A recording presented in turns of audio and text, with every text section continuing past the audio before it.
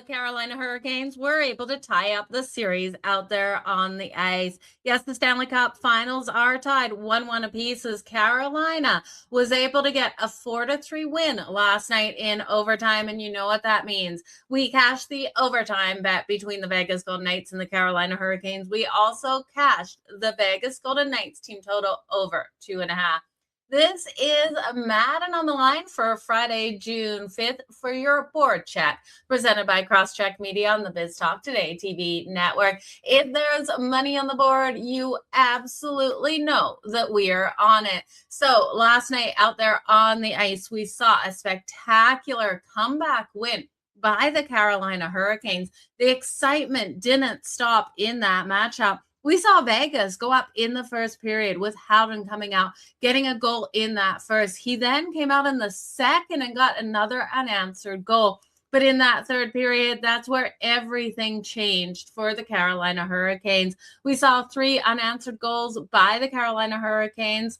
One was on the power play by Stahl to take the lead, but then Mark Stone was able to answer back with that late goal there to send it to OT, but the OT winner was Seth Jarvis on the power play for the Carolina Hurricanes. Frederik Andersen stopped 23 of 26 shots on his net, while Carter Hart stopped 22 of 26. It was an outstanding matchup between these two teams, and we'll see game number 3 with the series going to Vegas here on Saturday. So make sure you do join me for the board check. But you know what that means. We're talking game number 2 in the NBA Finals. The New York Knicks versus the San Antonio Spurs. Now, the New York Knicks in game number 1 did exactly what an underdog is wanted to do, but never expected. They rolled into San Antonio and they pulled it off. They got the win, 105-95.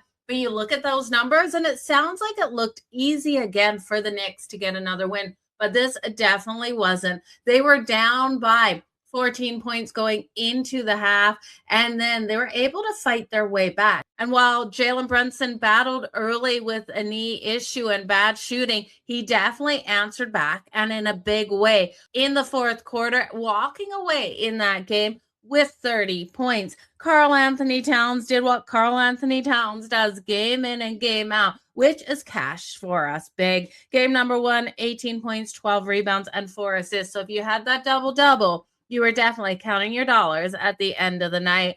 Now, there's a couple of playmakers we're going to look at here in game 2. You're looking at a spread of 6.5. Question is, can the San Antonio Spurs, this young team, stand up, withstand the pressure here? Can they see the New York Knicks take a loss tonight? Or will the Knicks show why they shouldn't be considered an underdog in any game this series? This is going to be a hard one, you guys. And I tell you, I'm not putting my money on a side, even plus the points here with the Knicks. The Knicks look like the better team, and this is what makes me nervous. The Knicks look like they know how to win right now. The Spurs look like, well, this is a team that has all of the talent out there. They made mistakes, poor shooting, nerves in game number 1 got the better of them. They won those second chance rebounds, but still weren't able to get the win. Wemby turned the ball over 6 times in the last game, went 6 of 21 from the field, but still was able to put up 26 points, 12 rebounds, 2 assists. In the NBA playoffs, we've seen the Spurs answer back after every single loss. This team has been absolutely phenomenal. While the Knicks have won their last 12. This team is not only winning, but when they win, they're dominating. There's only been 2 losses thus far here for them in the playoffs, each by only 1 point, you guys.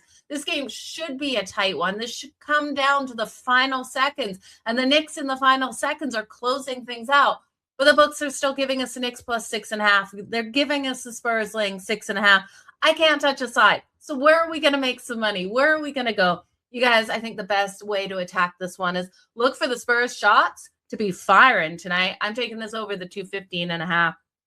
The Knicks have every possibility, and the Spurs have every possibility of making this one go to OT as well, which helps us with the 215.5. I do think we can't see the bad shooting night that we saw out of the Spurs in game number 1. They know they can't go down 0-2 in this series. They know they can't blow this game here. They have to find a way to get the win. In the NBA Finals, we've seen those home teams bounce back in situations like this.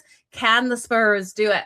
You guys are minus 225 on the money line. You can't touch that. The Knicks are plus 190. I can't touch either side. It's the over 215.5. It's Wemby to step up big and step up big from that very first quarter, like we've seen him when he's been in situations like this. Over 42.5 points, rebounds, and assists. Definitely making my card. In the last game, 26 points, 12 rebounds, and 2 assists. That was a total of 40 rebounds, points, rebounds, and assists. And he went 6 of 21 from the field. You got to look at him. He did cash us for the over 1.5, made threes, but didn't go over the 2.5, made threes. So if you did that ladder, that was a tough one.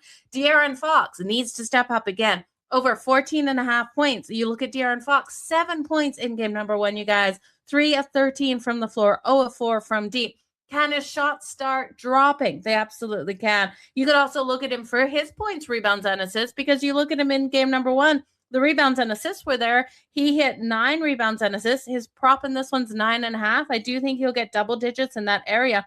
He had 15 potential assists in the last game, high rebounding chances. As for the Knicks, you know people are going to be rolling with Brunson, and I'm kind of nervous, but there's no denying Brunson out there.